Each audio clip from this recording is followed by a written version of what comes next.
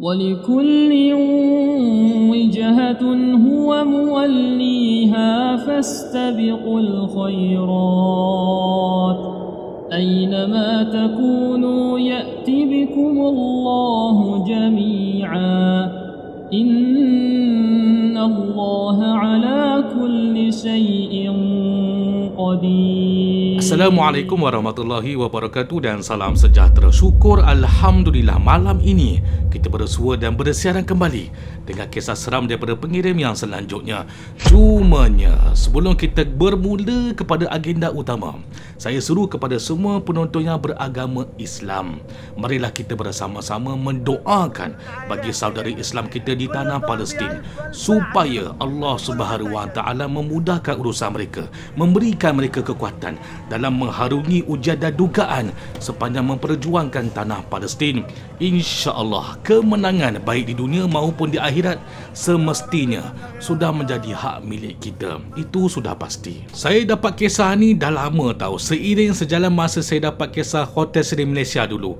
Cumanya saya agak berat nak lepaskan cerita ni sebab selepas kejadian apa yang berlaku dengan konten Hotel Seri Malaysia tu, Hotel Seri Malaysia tu saya diarahkan oleh manajemen untuk buang video tu daripada YouTube. Maka saya jadi was-was sama ada saya nak teruskan tak cerita berkaitan dengan The Lost World of Tambun ni. Takut jadi balik, jadi semula macam mana yang berlaku terhadap Hotel Seri Malaysia. Jadi kita teruskan jugalah sebab saya rasa cerita ni tidak mengaibkan The Lost World of Tambun, tidak mengaibkan. Sememangnya untuk kisah malam ini boleh jadi agak sensitif sikit kalau kita tak tahu hujung dan pangkal ceritanya. Minta tolong jangan menghukum dulu, tolong fahami dulu sebelum membuat sebarang andaian. Saya khawatir, saya bimbang sekiranya ada pihak yang akan mengecam pada saya berikutan kisahnya nanti, terutamanya The Lost World of Tambun. This story does not discredit you all. I repeat, does not discredit you at all. It only involve irresponsible individuals, wrong time and wrong place. I begging you, I guarantee, please do not worry. Kisah ini sama sekali tidak memburukkan imej anda, hanya melibatkan individu yang tidak bertanggungjawab sahaja. Saya merayu kepada anda, saya bagi jaminan, tolong jangan bimbang. Mari kita dengarkan kisah berkenaan.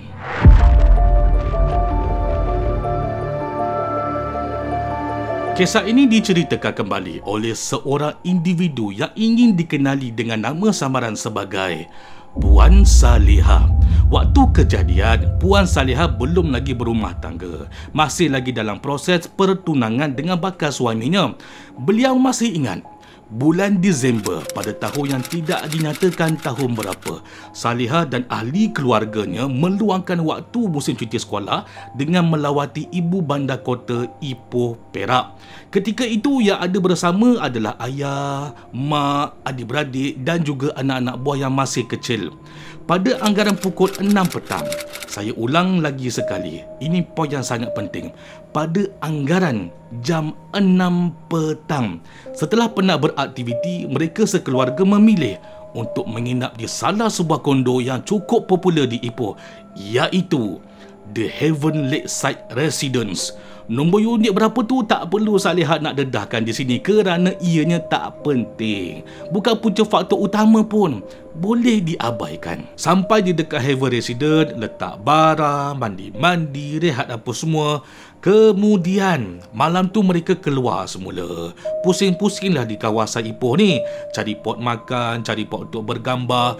Bila dah hampir jam pukul 12 malam, mereka pun pulang semula ke Heaven Residence. Tetapi ada sesuatu yang tak kena. Salihah perasan tahu, salah satu anak buahnya yang berumur 7 tahun bernama Maisarah muram saja, tidak ceria seperti yang Salihah harapkan.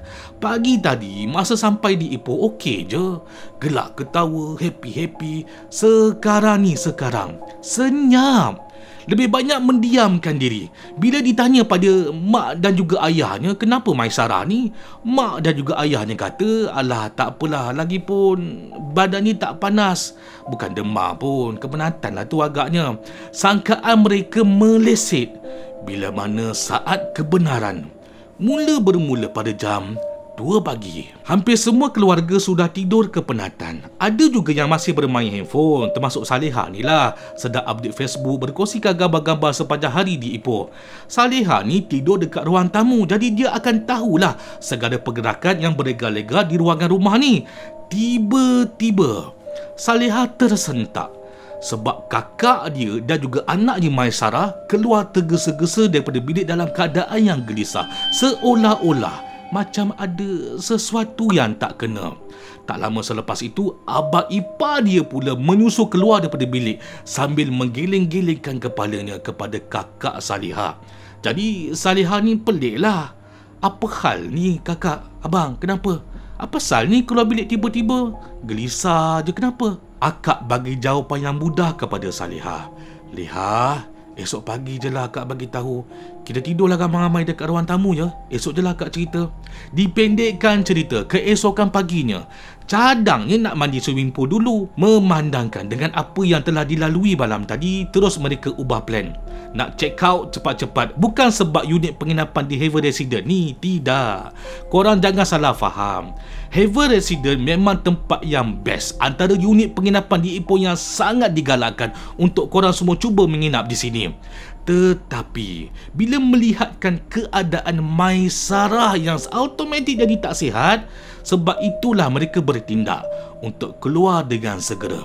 Pulang semula ke Bukit Mertajam Pening, menamatkan percutian yang disangkakan akan berlarutan sepanjang 3 atau 4 hari, tetapi malangnya terpaksa dipendekkan atas faktor keselamatan dan juga kesihatan Maisarah. Masa perjalanan pulang ke Pening, Salihah ni naik kereta dengan kakak dia. Jadi kakak dia ni pun terangkanlah apa sebenarnya yang berlaku malam tadi. Begini ceritanya. Waktu tu mereka semua dah tidur dah dalam bilik ni tau. Entah macam mana kakak dia digerakkan oleh Maisarah. Ingatkan Maisarah ni nak minta buang air kecil. Tapi tanpa disangka-sangka, ada sesuatu ungkapan daripada mulut Maisarah ni yang mengejutkan kakak dia. Maisarah cakap macam ni tau.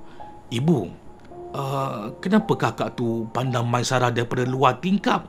Terjegillah mata ibu dia bila mana Maisarah ni cakap ada seorang perempuan sedang lihat dia daripada luar tingkap. Walhal mereka semua ni berada di unit tingkat 7. Mana mungkin ada orang luar tingkap? Gila ke apa? Cepat-cepat kakak Salihah ni bikas bangun daripada katil. Buka seluas-luasnya langsung di tingkap berkenaan. Bila dilihat, ya benar. Pada waktu itu kakak Salihah kata dia pun ada terlihat tau. Sekilas pandang macam ada sedikit kelibat rambut yang beranjak ke sisi dinding tingkat bilik, seakan-akan menyorok daripada dilihat oleh ibu Maisarah. Walaupun tak berapa jelas, tak berapa pasti, tapi apa yang dia nampak tu masih lagi boleh teka. Rasanya apa yang aku nampak tadi tu rambut. Sah, memang macam rambut. Itu yang dia tarik tangan Maisarah ni keluar daripada bilik. Yang suami dia pula cek semula dekat tingkap, cek semula dalam bilik tandas. Kosong. Tak ada apa yang mencurigakan. Dengan jelas kita boleh beranggapan bahawa gangguan perempuan setan tu hanya bertindak untuk menarik perhatian Maisarah saja. Bukan nak kacau orang lain pun.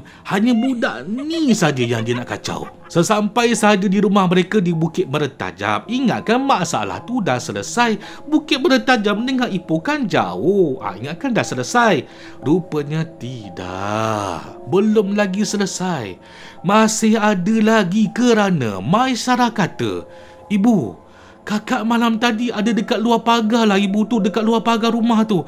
Astagfirullahalazim. Kesian budak ni. Sepanjang hari dihantui dengan penampakan perempuan misteri tu. Tanpa berfikiran panjang, kedua orang tua Salihah iaitu atuk dan juga nenek Maisarah ni membawalah cucunya pergi berjumpa dengan seorang ustaz di salah sebuah masjid di Bukit Mertajam.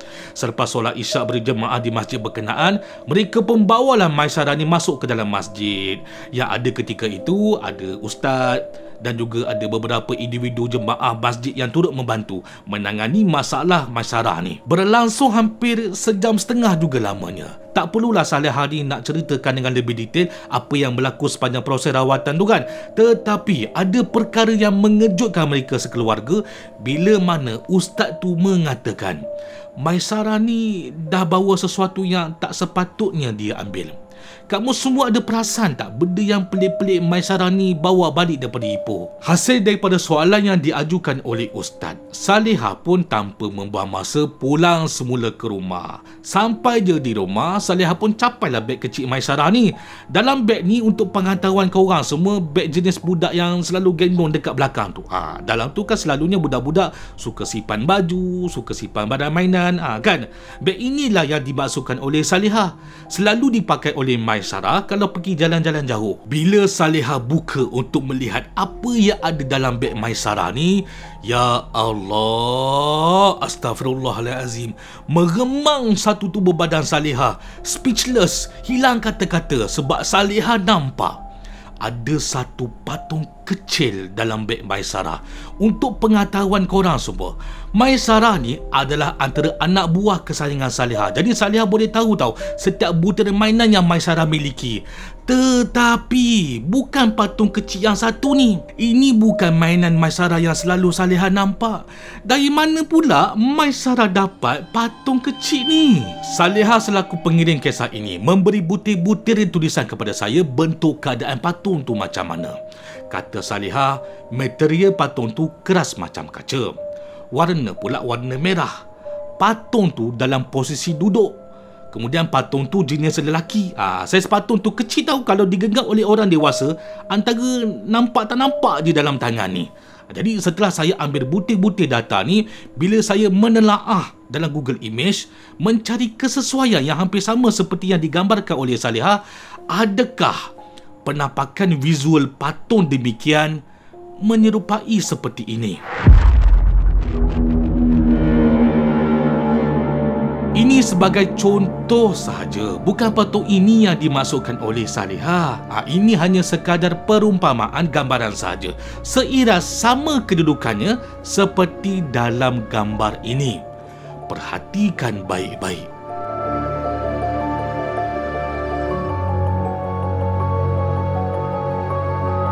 Salihah bawa semula beg kecil tu pada ustaz di masjid, diserahkan, dibagi tahu pada ustaz. Ustaz, dalam beg tu ada patung kecil warna merah. Saya cukup yakin ini bukan mainan Maisarah. Ustaz pun buatlah tindakan susulan yang sewajarnya ke atas rawatan berkenaan dan juga pada patung misteri itu.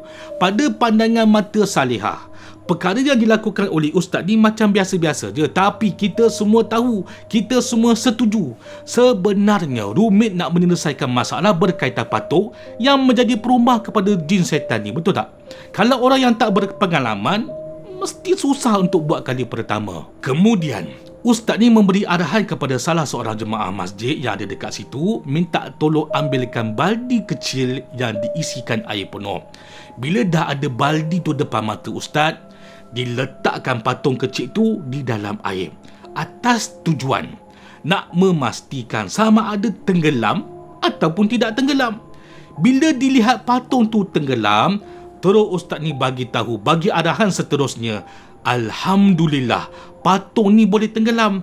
Minta tolong pergi bawa patung ni dekat tengah-tengah Jabatan Pulau Pinang, lemparkan patung ni, biarkan patung ni hanyut tenggelam dekat situ. Pintar juga ustaz ni, sebab dia nak pastikan dulu sama ada patung ni boleh tenggelam ke atau tidak tenggelam dekat air. Kalau tenggelam tu baguslah, mudah sikit kerja.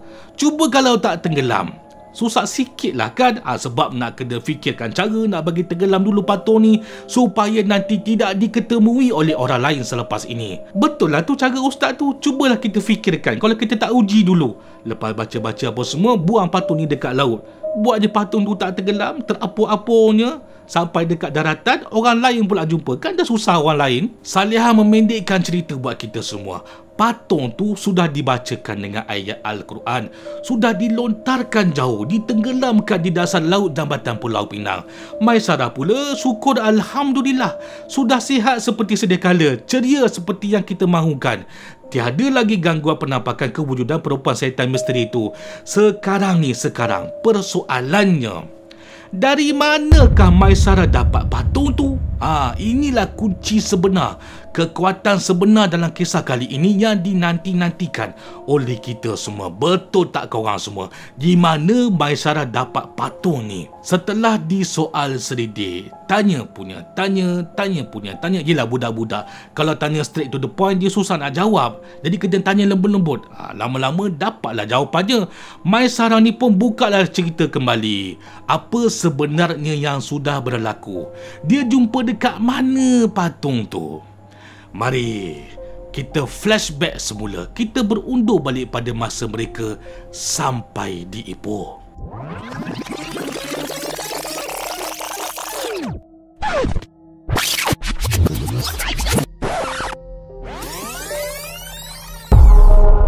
Pada hari kejadian, pukul 10 pagi sampai di Ipoh.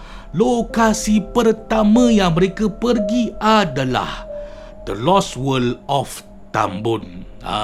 Di sinilah daftar tiket apa semua. Mereka pun beraktiviti lah, mengguna pakai sepenuhnya kemudahan yang ada dalam The Lost World of Tambun ni.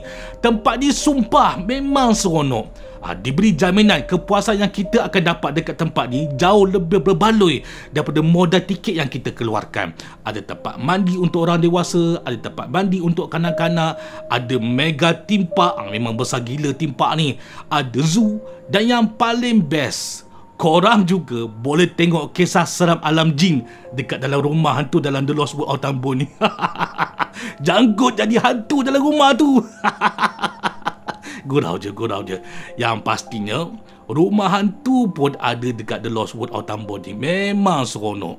Cumanya, dalam keriangan di dalam The Lost World of Tambun, ada individu para pelawat yang baik dan juga bertanggungjawab. Tetapi jangan dilupakan, masih ada juga pelawat ataupun pengunjung yang hadir langsung tidak bertanggungjawab, mementingkan kepentingan diri sendiri tanpa memikirkan hak keselamatan dan juga kepentingan orang lain, terutamanya melibatkan kanak-kanak di bawah umur. Ini yang kita patut persalahkan. Ada individu para pelawat di Lost World of Tambun ni yang selfish. Kalau jumpa ni, kita ajar cukup-cukup, tangkap orang macam ni, bawa pergi ke balai. Ini yang berlaku kepada Salihah dan keluarga. Bila mereka dah seronok, dah puas bermain air, mereka pun buatlah aktiviti lain. Pusing satu The Lost World of Tambun, sehinggalah pada satu lokasi, mereka singgah sebentar, menikmati minuman dan juga roti di sebuah restoran klasik di bawah tebisan gua. Berdepanan dengan restoran klasik ini, ada sebuah laman taman mini tau.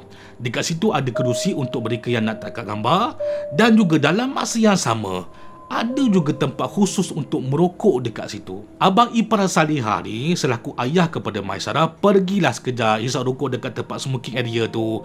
Namun sedar tak sedar, Maisarah ni bertindak mengikut sama dengan ayahnya pergi ke tempat smoking area. Di lokasi smoking area situlah Maisarah ni terjumpa patung kecil dekat atas tanah, betul-betul tepi bawah kerusi tempat merokok tu ni, dekat bawah ni katanya. Jadi disebabkan ingin ambil tahu, Maisarah ni pun ambillah patung tu dimasukkan dalam beg dia. Kata Maisarah lagi, sebelum dia ambil patung tersebut, dia ada juga tanya pada ayah. Tapi mungkin disebabkan ayah dia ni lalai bermain telefon, maka acah tak acah je tumpuan ayahnya kepada Maisarah. Nampak tak korang semua? Ayah Maisarah ni pun satu, bukan ayah dia je ya, khusus kepada semua golongan ibu dan bapa. Sila tingkatkan tumpuan anda semua kepada setiap pergerakan aktiviti anak anda. Tumpukan dulu kepentingan kepada anak-anak kita dulu ni. Itu yang paling penting. Jangan sombong, jangan ego. Dengar nasihat ni. Jadi inilah punca asbab kenapa berlakunya gangguan kepada Maisarah. Anak kecil yang berumur 7 tahun, apalah yang dia tahu sangat. Lagi-lagi bila dilihatkan dengan patung kecil cantik macam tu, bila dipegang kecil comel aja, mestilah dia ambil kan. Dan juga dengan ayahnya yang kurang keprihatinan. Cubalah bayangkan kalau situasi tu berubah jadi macam ni. Maisarah, jangan diambil. Ayah kata letak balik. Entah siapa punya, entah lain kali kalau jumpa yang bukan-bukan, yang bukan hak milik kita, jangan ambil Maisarah. Faham? Letak balik. Kalau ayah dia peka macam tadi, mesti kejadian tu dapat dielakkan. Betul tak korang semua? Betul tak? Untuk pengetahuan korang semua lagi, Maisarah ada cakap juga, sepanjang dia ambil dan bawa patung tu dalam beg, daripada Lost World of Tambun, dia dah nampak dah penampakan perempuan setan tu. Tak payah tunggu lama, perempuan setan tu dah memainkan peranannya bila mana patung tu telah dikutip oleh seseorang. Sampailah masa dah keluar daripada Lost World of Tambun pun, dalam perjalanan nak ke Heaven Residence tadi pun, Maisarah ni dapat lihat perempuan tu ikut daripada belakang kereta tahu. Yang mengejutkan Saleha, Maisarah ni bagi tahu lagi benda tu bukan terbang melayang mengejar daripada belakang, tidak, tapi dalam keadaan sedang berlari mengikut daripada belakang kereta. Seram. Bagi saya ini seram. Cuba korang bayangkan, tengah naik kereta, tengok belakang, ada benda ngikut berlari dekat belakang, sampailah korang tiba ke destinasi yang seterusnya. Mau tak ngeri? That's why lah, itulah sebab si Maisarah ni muram je. Bukan tak nak bagi tahu awal-awal dekat mak dan juga ayah dia, tapi nama pun budak. Kan budak ni cepat lemah semangat. Silap hari bulan, masa tu Maisarah pun dah kena ketegur. Tak mampu nak mengadu pada orang lain, jadi lemah je badan tu, tak berupaya. Kan, betul tak?